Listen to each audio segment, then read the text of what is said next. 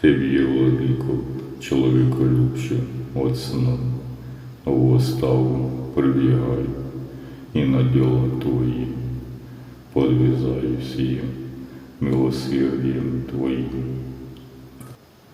Молюсь я Тебе, помози мне на всякое время, во всякой вещи, и избави меня от всякие мирские, злые вещи и дьявольского поспешения, и спаси меня, и введи в царство Твое вечное.